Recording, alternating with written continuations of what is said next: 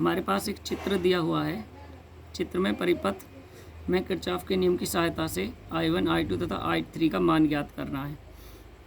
इसमें हम नेमिंग कर लेंगे A, B, C, D, E, F। धारा सबसे पहले एक बंद लूप ये वाला ले रहे हैं A, B, C, D। इसमें हम किरचॉफ का दूसरा नियम अप्लाई करेंगे। जैसा कि हम जानते हैं, यदि हम धारा की दिशा में चलेंगे तो धारा और प्रतिरोधों का गुणनफल धनात्मक होगा, और विपरीत दिशा में चलेंगे तो इनका गुणनफल ऋणात्मक होगा। अभी हम ए से चलना स्टार्ट करते हैं।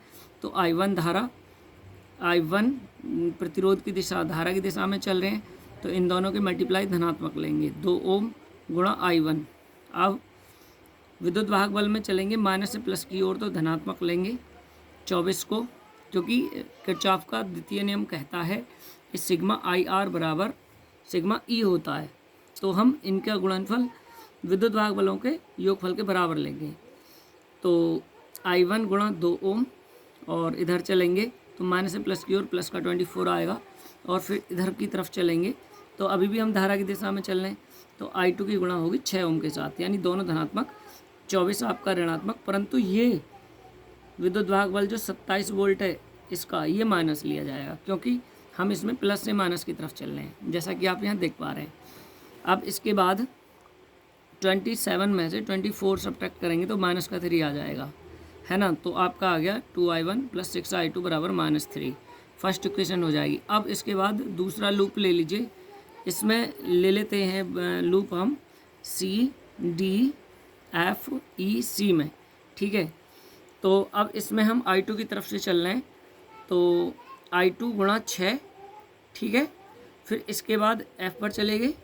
अब हमें धारा के विपरीत दिशा में चलना पड़ रहा है, तो यहाँ पर जो रखेंगे हम माइनस का साइन लेंगे, माइनस का 4 गुणा 4I3 है ना, इक्वल टू -27, बिकॉज हम जो चले हैं प्लस से माइनस की तरफ चले हैं अभी भी। तो यह आपकी सेकंड इक्वेशन हो जाएगी। अब बिंदु सी पर किरचॉफ का नियम अप्लाई कर रहे हैं हम, प्रथम नियम यहाँ पर। अब किरचॉफ का पहला नियम क्यों अप्लाई करना पड़ रहा है, क्योंकि हमारी जो इक्वेशन है पहली समीकरण में अगर हम देखें तो I1 और I2 फॉर्म में, परंतु दूसरी समीकरण में I2 और I3 है। हम इनको सॉल्व नहीं कर सकते इजीली। हम यहाँ से I1 और I2 की वैल्यू व I3 की वैल्यू फाइंड आउट नहीं कर सकते, बिकॉज अगर आप इन्हें इक्वल करके ऐड भी करेंगे, सब्ट्रैक्ट करेंगे तो ये कैंसिल हो जाएंगे। इक्वेशन आपकी I1 और I3 में कन्वर्ट हो जाएगी। तो हमें पहले दो इक्वेशन को या तो I1 I2 फॉर्म में या I2 I3 फॉर्म में या इक्वल रिलेशन में चेंज करना पड़ेगा। इस वजह से हम सी पॉइंट पर आप देख रहे हैं, यहाँ पर हम किरचॉफ का प्रथम लॉ अप्लाई कर लेंगे। किरचॉफ का प्रथम नियम होता है संधि की ओर आने वाली धाराएं इक्वल टू संधि की ओर, संधि से दूर जाने वाली धाराएं का बीजगणितीय योग, है ना। वैसे किरचॉफ का नियम है कि किसी भी बंद पाथ पर मिलने वाली समस्त धाराओं का बीजगणितीय योग 0 होता है, लेकिन हम इसमें सी बिंदु पर ले रहे हैं तो संधि की ओर आने वाली धारा I1 है और इससे दूर जाने वाली धारा I2 तथा I3 है। अब हम यहाँ पे लिखेंगे कि I1 equal to I2 + I3। अब I1 का मान अगर हम समीकरण 1 में रख दें तो I2 और I3 रखा जाएगा, यानी कि इस समीकरण 1 में I1 का मान I2 और I3 हो जाएगा। I2 यहाँ पे ऑलरेडी है, तो I2 I3 में हमारी इक्वेशन क्रिएट हो जाएगी। जैसा कि हम देख पा रहे हैं सेकेंड इक्वेशन में भी I2 और I3 आ रहा है, और जब हम इन्हें सॉल्व करेंगे तो दोनों समीकरण से हम I2 और I3 की वैल्यू निकाल सकेंगे। तो हमने ये वाली वैल्यू जो है इसमें रख दी, कौन सी वाली समीकरण में, फर्स्ट समीकरण में। तो 2I1 के प्लेस पर क्या आ जाएगा, I1 + I2 + I3 + 6I2 same equal -3 same, ठीक है। जब आप 2 से प्रोडक्ट करेंगे तो 2I3 + 2I3 + 6I2 हो जाएगा। जैसे आप देख पा रहे हैं तो 2I2 में 6 और प्लस करेंगे तो 6 और 2 कितना हो जाएगा, 8I2 हो जाएगा, प्लस 2 की I3 से प्रोडक्ट 2I3 हो गई। अब क्या है, ये हमारी थर्ड इक्वेशन बन गई। अब हमारी समीकरण थर्ड क्रिएट हो जाती है यहाँ से 8I2 + 2I3। अब समीकरण थर्ड में देखें और समीकरण आप सेकंड में देखें तो यहाँ पर जो है आपका 6I2 है, यहाँ पर 8I2 है, यहाँ पर 4I3 और यहाँ पर 2I3 है। तो अगर हम इसमें 2 से मल्टीप्लाई कर दें, समीकरण थर्ड में 2 से गुणा कर दें तो ये दोनों 4 हो जाएंगे। तो इसमें 2 से गुणा कर दीजिएगा, समीकरण 2 में 2 के गुणा करने पर, 8 में 2 से गुणा करें तो 8 दूनी 16, ये वाला माइनस नहीं है, प्लस ही है।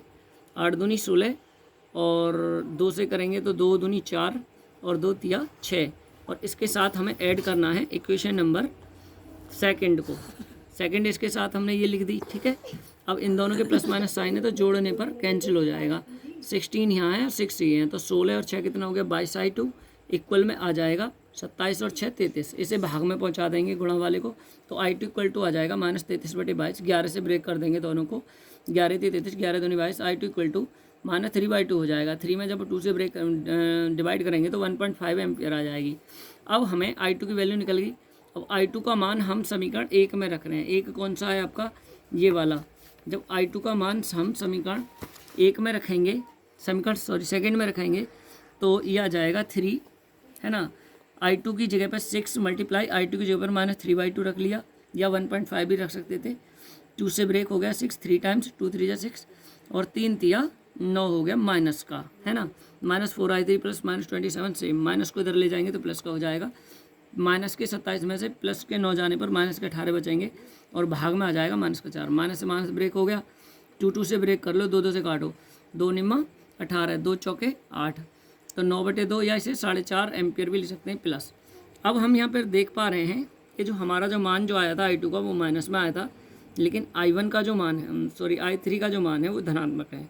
तो इसका मतलब है I3 में जो धारा दिखाई हुई है हमारे इस परिपथ में, ये तो करेक्ट है, यानी कि I3 में जो आप ये धारा देख रहे हैं तो इसका मान तो सेम डायरेक्शन में चल रहा है, लेकिन हमने I2 की जो धारा रिप्रेजेंट कर रखी है ये वाली, इधर ना हो करके ये इधर है, ठीक है।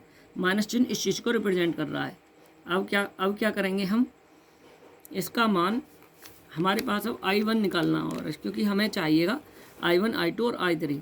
तो I1 इक्वल टू क्या था, I2 प्लस I3, है ना। इसके अकॉर्डिंग देखें, I1 equal to I2 plus I3 है ना, तो I2 और I3 की वैल्यू हम इसमें रख देंगे। यहाँ पर I2 कितना आया था माइनस का 1.5, I3 कितना आया हमारा 4.5, तो 4.5 में से 1.5 सब्ट्रैक्ट करेंगे तो 3 एम्पियर आ जाएगा। यही हमारा आंसर है। That's it.